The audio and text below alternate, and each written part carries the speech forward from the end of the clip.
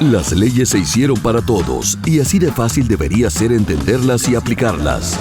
Es por eso que el doctor Eduardo Gaona te invita a que conozcas las diversas áreas de derecho y cómo afecta en nuestra vida cotidiana. Esto es Leyes al Aire. Leyes al Aire. Leyes al Aire. Leyes al Aire.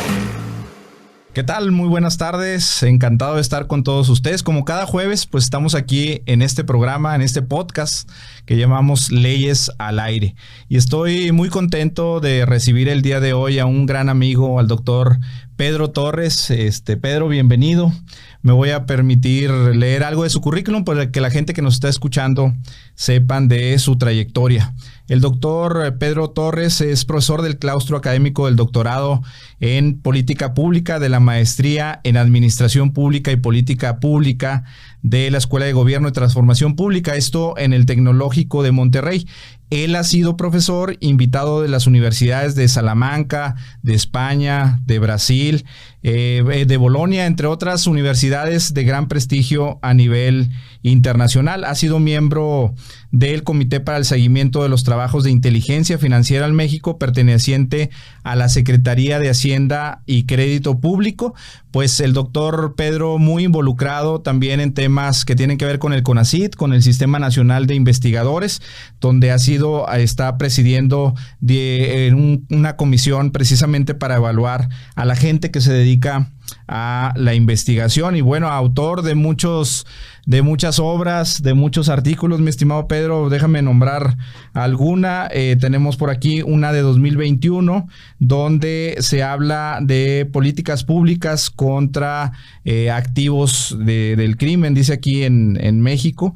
Es una obra publicada en inglés y bueno, pues también por ahí ha sido aceptada y publicada en una revista muy importante de estos temas. Encantado, Pedro, de que nos acompañes. Realmente es un gusto poder platicar con especialistas como tú. Vamos a hablar de este gran tema del cual tú manejas muy bien, lavado de dinero. Para toda la gente que nos está acompañando, es un tema por demás decirlo interesante. Bienvenido, Pedro. Gracias, Lalo. Pues un honor estar aquí para platicar estos temas y bueno, pues ya tanto tiempo en donde hemos coincidido en las universidades, en la escuela de gobierno y pues qué gusto que me hayas invitado.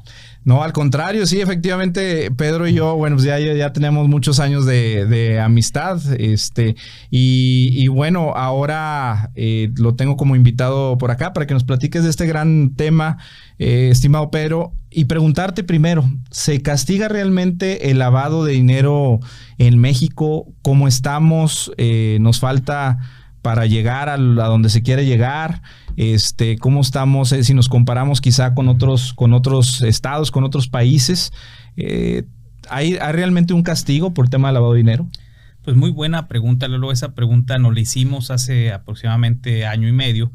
Y con el afán de respondérnosla, hicimos una investigación donde analizamos las sentencias federales sobre delincuencia, pero que tiene que ver con ese crimen que se da, como en Estados Unidos le llaman de money laundering, o también en el caso mexicano, operaciones con recursos de procedencia ilícita. Entonces, para efectos de esta charla, pues le vamos a llamar lavado de dinero, pero para efectos técnicos son las famosas ORPI.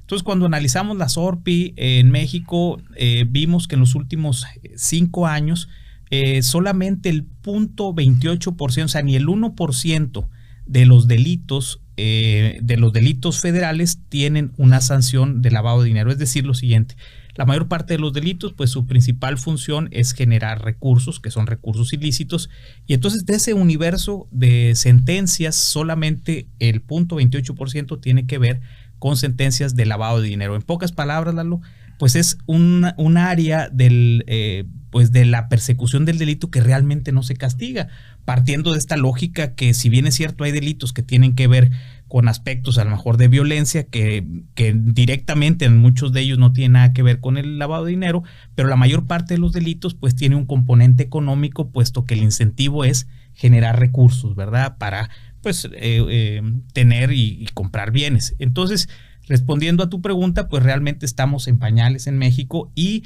esta pregunta surgió a partir de que arranca el actual gobierno, donde escuchábamos en los medios de comunicación que existían, pues que a esta persona lo agarraron porque lavaba dinero, a esta otra persona lo agarraron porque tenía recursos de procedencia ilícita y le encontraron esto y le encontraron lo otro. Cuando nos fuimos a la sentencia nos dimos cuenta que es más llamarada de petate que lo que realmente existe o debería existir en un Estado de Derecho, que son sentencias. Lo demás, pues son notas periodísticas que no llegan casi a nada. Más adelante, o cuando quieran lo podríamos comentar también, si ustedes analizan cuánto dinero se le ha quitado a la delincuencia en los últimos años, realmente es mínimo frente al poder de la economía mexicana. La economía mexicana es una de las más importantes del mundo. Pues qué interesante, realmente cuando uno escucha el tema del lavado de dinero, pues piensa que es algo muy castigado. Tú como investigador que estás en este tema, ahorita nos estás diciendo que no es así. Y preguntarte, antes de seguir avanzando con este tema tan importante, para la gente que nos está escuchando, que yo invito mucho a estudiantes, que invito mucho a abogados, pero también público en general, ¿cómo podríamos entender un esquema de lavado de dinero así en palabras sencillas? Sí, el lavado de dinero es todo aquel recurso que se obtiene de un delito que se llama delito precedente. Entonces imagínense ustedes cuando se roban los vehículos, que es un delito de robo de vehículos, el dinero que se obtiene por ese delito, derivado de que posteriormente lo vendan, lo desmantelen y vendan las partes, ese dinero es un recurso ilícito. Entonces el lavado de dinero no solamente es la persona que vende el recurso, sino también la persona puede cometer el delito de lavado de dinero, quien lo oculta, quien lo mueve, quien lo invierte, siempre y cuando se compruebe por parte de la autoridad que esa persona sabía la procedencia de ese recurso. Entonces, esto es importante, que el delito de lavado de dinero no lo comete solamente el que realiza el delito precedente. Por ejemplo, el que mueve la droga o el que realiza trata de personas y obtiene ese recurso, él comete el lavado de dinero. Pero también quien lo cuida, quien lo guarda, quien lo transforma, quien lo invierte, también es parte de este entramado de lavado de dinero. Entonces, si nos damos cuenta, pues pueden ser redes muy amplias y normalmente son muy complejas. Por eso la necesidad de estudiarlo, no solamente a la luz del derecho, sino a la luz de otras disciplinas, como puede ser la economía, como puede ser también el análisis de información, el análisis de datos, los modelos financieros, los modelos contables, los modelos fiscales. Entonces, creo yo, y lo que bien dices de los alumnos, es un delito que tiene muchas aristas, no solamente criminológicas, sino principalmente de otras disciplinas del conocimiento. De acuerdo, entonces digamos que en términos generales, Pedro, es un dinero que se obtiene de manera ilícita y que se busca integrar en el mercado o en una economía, regularlo de esa manera y transformarlo, por eso se llama lavarlo y volverlo lícito. Eso sería. ¿Cuál sería así el esquema más sencillo que utilizan, digamos, la delincuencia para hacer esto? Bueno, normalmente se utilizan negocios lícitos para poder transformar ese dinero ilícito, meterlo al sistema financiero, y eso es donde ellos en algunas ocasiones están dispuestos a perder parte de este dinero ilícito, que normalmente mucho del mismo se da en efectivo, ¿verdad? Porque ese dinero no deja huella. También estamos viendo que no es tan común en México por lo sofisticado que puede llegar a ser la utilización, por ejemplo, de criptomonedas, que es más difícil lo que se llama la trazabilidad del dinero. Entonces, por ejemplo, imagínense que alguien tiene dinero en efectivo, pues la habilidad y también la creatividad para meterlo al sistema financiero pues se da desde varios aspectos. Se da, por ejemplo, cuando yo realizo un baile o realizo un festival y en ese festival yo recibo recursos en efectivo y posteriormente yo voy y lo reporto que fueron recursos que me llegaron de efectivo y yo los meto al sistema financiero, pago el impuesto y automáticamente ya ese dinero se lavó. Sí. Entonces es el ciclo que se llama el ciclo de lavado y otro de los aspectos que también pues se da, lo encontramos en las famosas empresas factureras o estas empresas que generan pues operaciones que son ficticias. Ese es otro mecanismo que se ha identificado en los últimos años. Las operaciones que tienen que ver con aduanas también se hacen intercambio de mercancías donde realmente no hay un intercambio, sin embargo hay una factura, se deposita y metes ya el dinero al sistema financiero. Pues hay varios mecanismos de realizar este tipo y bueno, pues va a ser más vulnerable, fíjense ustedes, el lavado de dinero en zonas donde exista mayor informalidad. Okay. Porque aquí en México tenemos altas tasas de informalidad. A ver, corrígeme, pero estamos hablando más de un 50% de informalidad, ¿es así? Eso es un factor que pega mucho al lavado de dinero, porque prácticamente no puedes regular la introducción de ese dinero al sistema financiero porque lo puedes meter sin necesidad de que requieras tú del sistema financiero. Claro. Por ejemplo, les doy un dato. Cuando en México se limitó y se quitó el depósito de dólares, bajó el flujo de los dólares circulando. Sin embargo... ¿Cuánto lo tenemos ahorita? ¿Cuál? El monto mayor. No se pueden depositar dólares ahí efectivo. Eso es lo que se limitó. Sí, o sea, sí. Tú puedes mover dólares de una cuenta a otra, claro, pero no puedes llegar y depositar $20,000, ya. ¿verdad?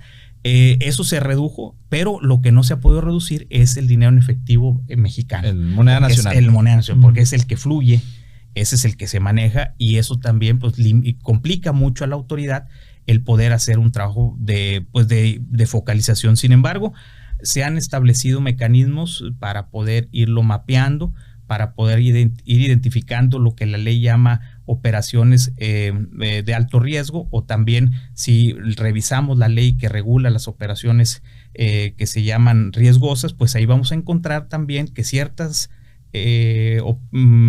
funciones o ciertas actividades que se realizan en el mercado tienen que ser consideradas como actividades vulnerables. Y todas esas tienen que generar un aviso a la unidad de inteligencia financiera. Ejemplo, blindajes de auto. Okay. Ejemplo, obras de arte. Ejemplo, también vehículos, joyas. Todo aquello que sea... que haya bueno, no se evidentemente el tema de casinos. Sí. Evidentemente también los bancos tienen una figura que se llama oficial de cumplimiento, y ese oficial de cumplimiento, cuando ve que hay una actividad que es que rompe el perfil transaccional de una persona, él genera una alerta a la UIF. Entonces todo eso va generando, se mete a un modelo de riesgos y genera ciertas actividades que pueden generar mayor riesgo de lavado de dinero.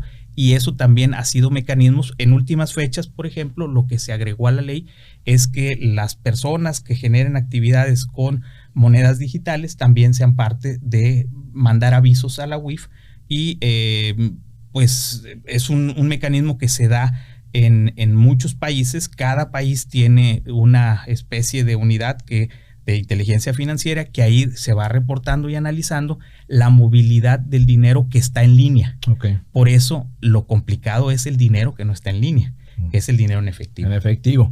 Pues se puede dar, como vemos, de muchas maneras. Inclusive hay pues muchos profesionistas que aceptan dinero en efectivo, no se otorgan facturas.